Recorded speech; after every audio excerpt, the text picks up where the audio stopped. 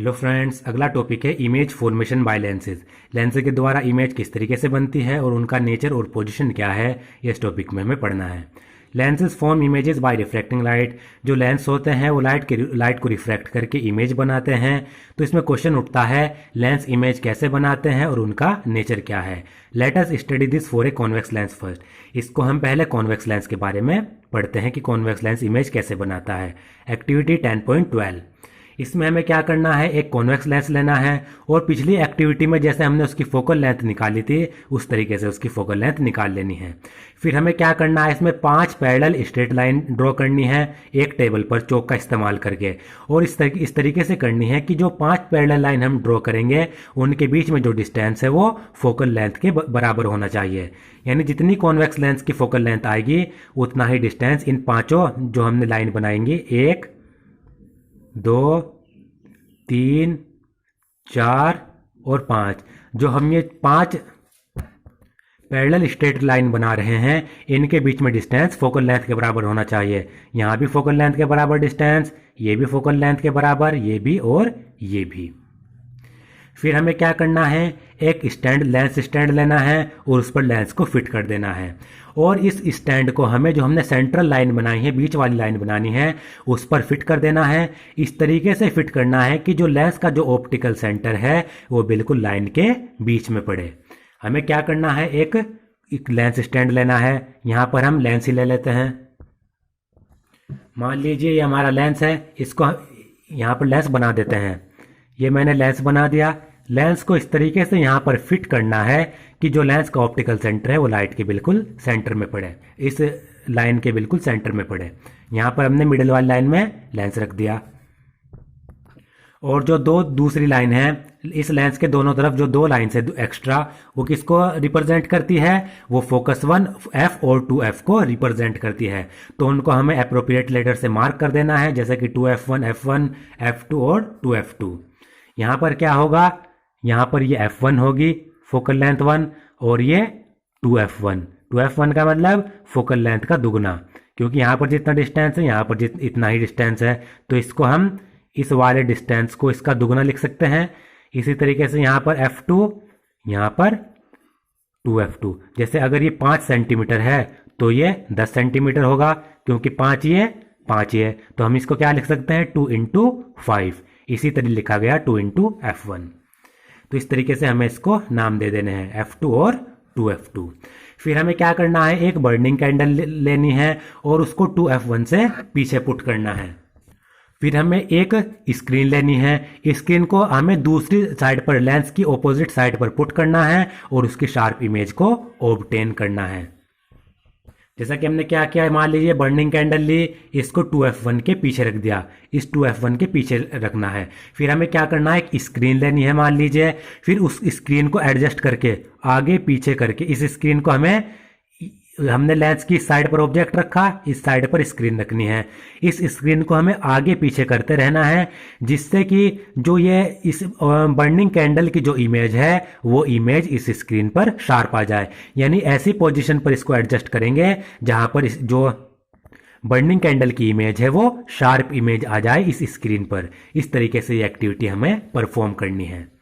फिर हमें क्या करना है, जो नेचर आया इमेज का, इमेज किस प्रकार की बनी, इमेज की पोजीशन कहाँ पर होगी और इमेज का साइज कितना होगा ऑब्जेक्ट के मुकाबले, ये सब हमें नोट करना है। फिर हमें इस एक्टिविटी को रिपीट करना है। कभी हमें ऑब्जेक्ट को हमने पहले तो 2F1 के पीछे रखा, फिर हम F1 और 2F1 के बीच में रखेंगे, फिर F1 पर रखेंगे, फिर F1 और O पर रखेंगे।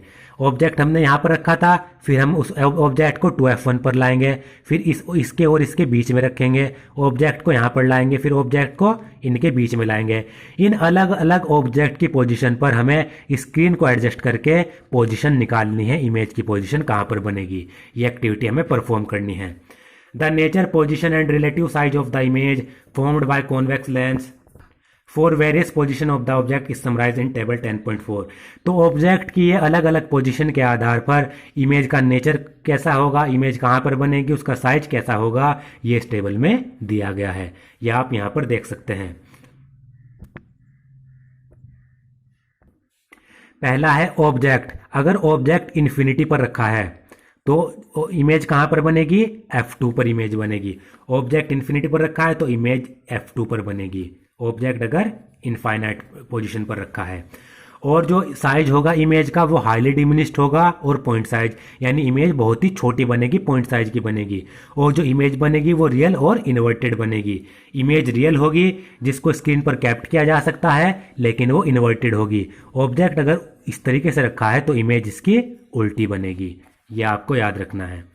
अगर अब है दूसरा बियॉन्ड 2f1, अगर ऑब्जेक्ट को 2f1 के थोड़ा पीछे रखा गया है, यानी इन्फिनिटी से आगे और 2f1 के पीछे, इस 2f1 से पीछे रखा है, तो इमेज f2 और 2f2 के बीच में बनेगी।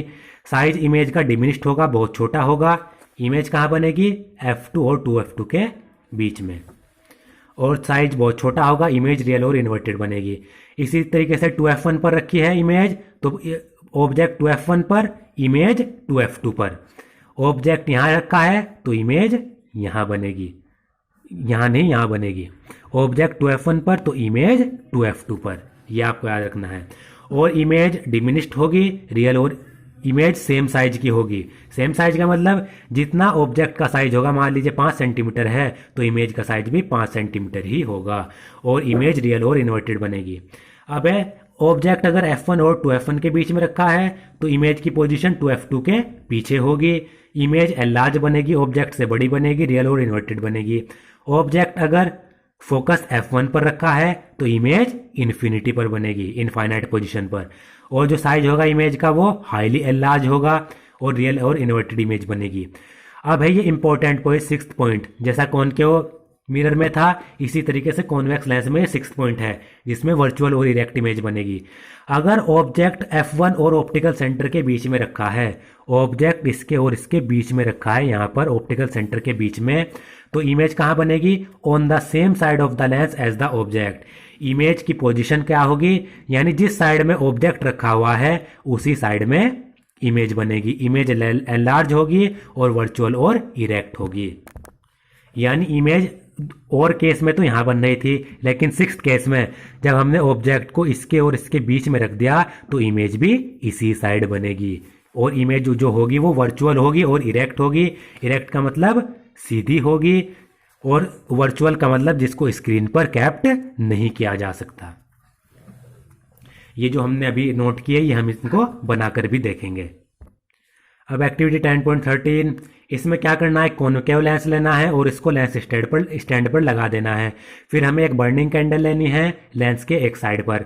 Look through the lens from the other side and observe the image. फिर हमें क्या करना है, दूसरी साइड से लेंस के थ्रू देखना है और इमेज को ऑब्जर्व करना है। और फिर हमें क्या करना है, एक स्क्रीन लेनी है और स्क्रीन पर इमेज को लाने की कोशिश करनी है, अगर ऐसा हो पाता है।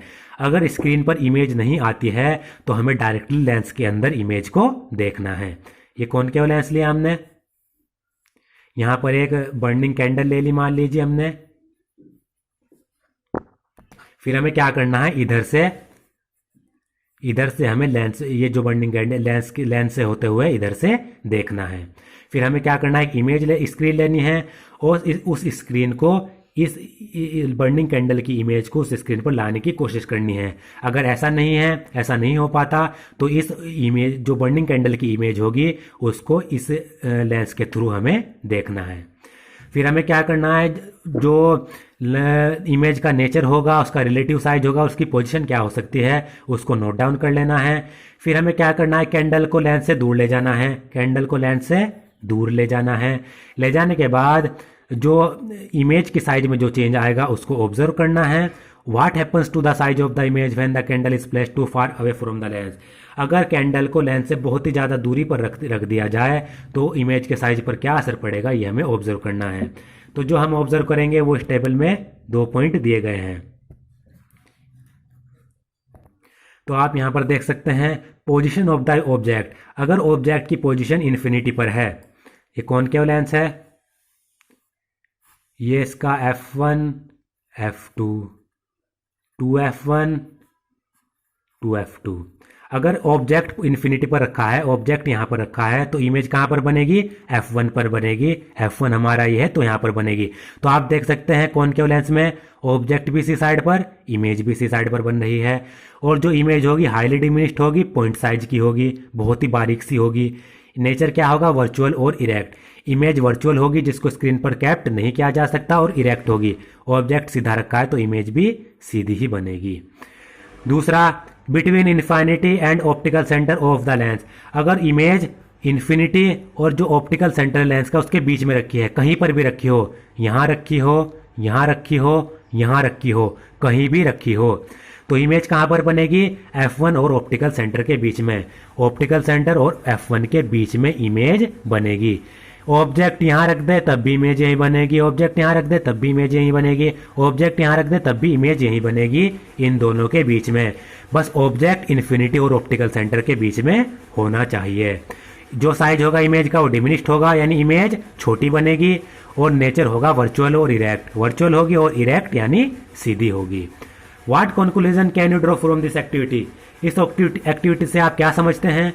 A concave lens always give a virtual erect and diminished image irrespective of the position of the image. इससे हमें पता चला कि जो कॉनकेव लेंस है वो हमेशा वर्चुअल और इरेक्ट और डिमिनिश्ड इमेज बनाएगा, चाहे पोजीशन ऑब्जेक्ट की कहीं पर हो।